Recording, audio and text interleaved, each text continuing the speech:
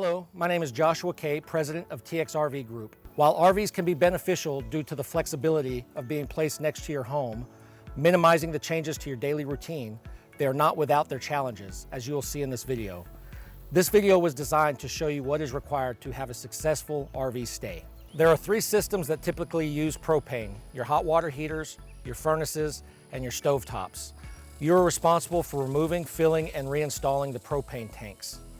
These are the tanks on your RV. Each barbecue-sized propane tank weighs approximately 37 pounds full. You will be responsible for removing and filling these tanks as needed. The easiest way is to take the tank to a tank exchange, and these are usually located at hardware and grocery stores.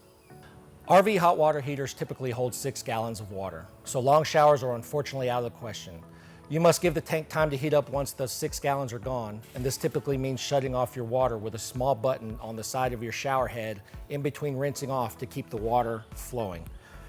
Also, if you have problems with your water heater, you're gonna look for this type of square on the outside of your RV.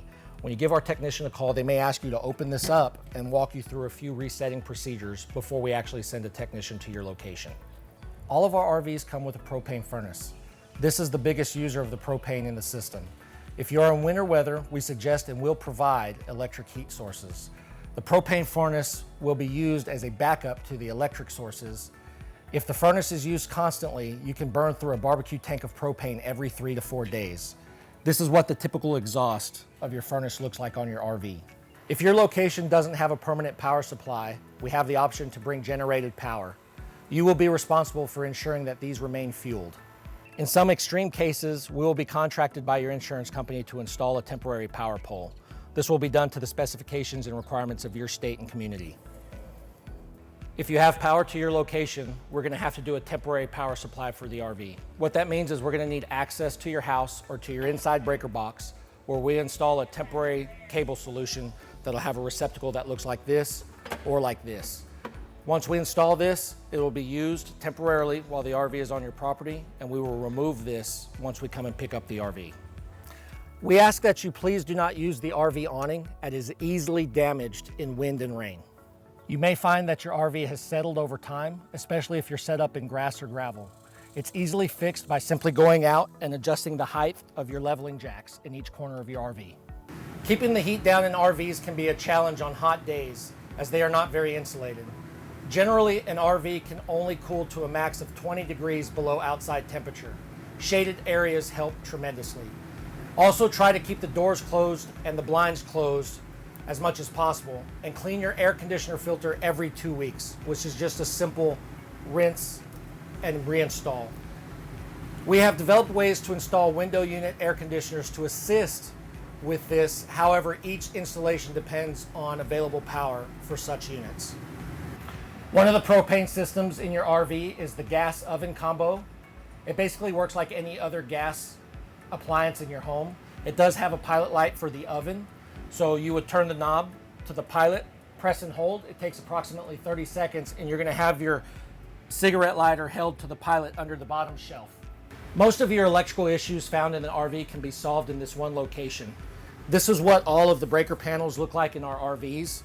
You would simply open it and find a row of breakers for your 110 volt system, similar to what you have in your house. And then you'll have a row of fuses that handle the 12 volt systems.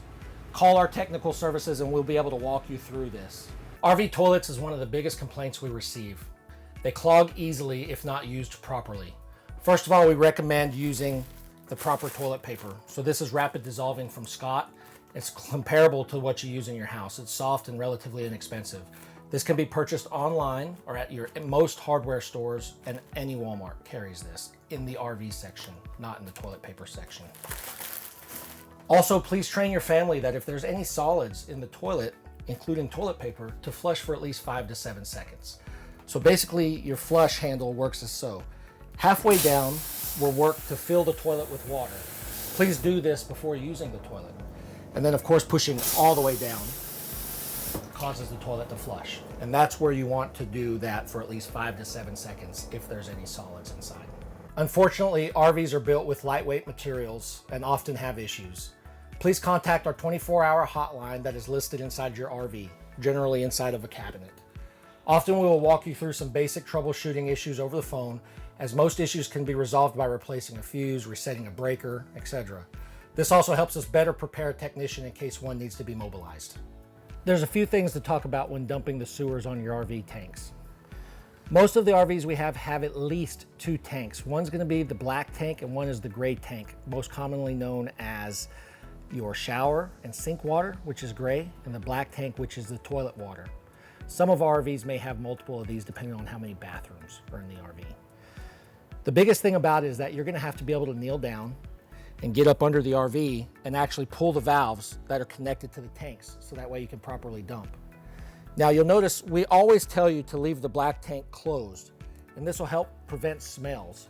So if you think about having a dry septic tank, you don't want that. So even after you dump the tank and close the valve, you're gonna wanna go back inside and flush the toilet for a good minute and put some dish detergent down in there. And that'll put a layer of water in the tank, so that way you don't have to smell the horrible things that you can smell if the tank was dry.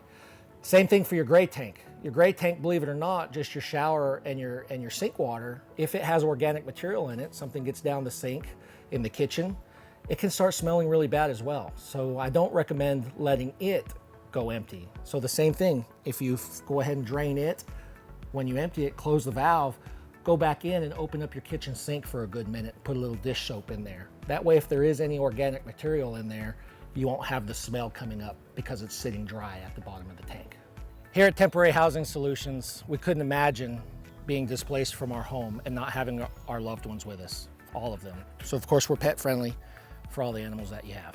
This concludes our basic orientation on RV living.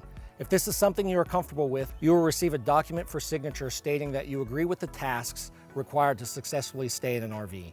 We will then follow up with you personally to find the best RV for you.